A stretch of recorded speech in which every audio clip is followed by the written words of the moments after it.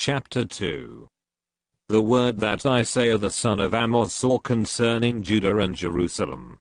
And it shall come to pass in the last days, that the mountain of the Lord's house shall be established in the top of the mountains, and shall be exalted above the hills, and all nations shall flow unto it.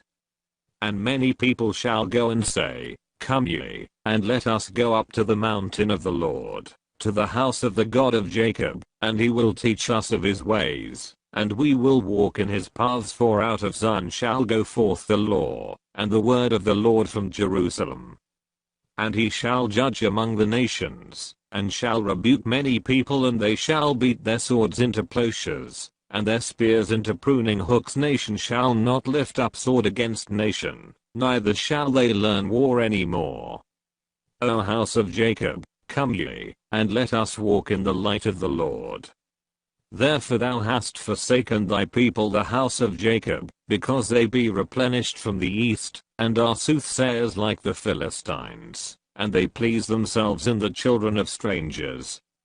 Their land also is full of silver and gold, neither is there any end of their treasures.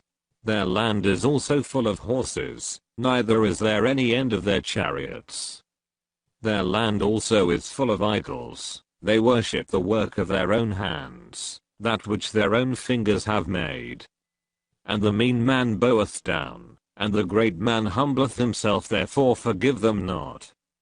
Enter into the rock, and hide thee in the dust, for fear of the Lord, and for the glory of his majesty.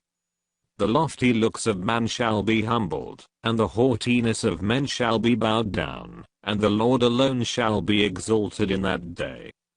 For the day of the Lord of hosts shall be upon every one that is proud and lofty, and upon every one that is lifted up, and he shall be brought low. And upon all the cedars of Lebanon, that are high and lifted up, and upon all the oaks of Bashan, and upon all the high mountains, and upon all the hills that are lifted up, and upon every high tower, and upon every fenced wall, and upon all the ships of Tarshish, and upon all pleasant pictures. And the loftiness of man shall be bowed down, and the haughtiness of men shall be made low, and the Lord alone shall be exalted in that day. And the idols he shall utterly abolish. And they shall go into the holes of the rocks, and into the caves of the earth, for fear of the Lord, and for the glory of his majesty, when he ariseth to shake terribly the earth. In that day a man shall cast his idols of silver, and his idols of gold, which they made each one for himself to worship, to the moles, and to the bats.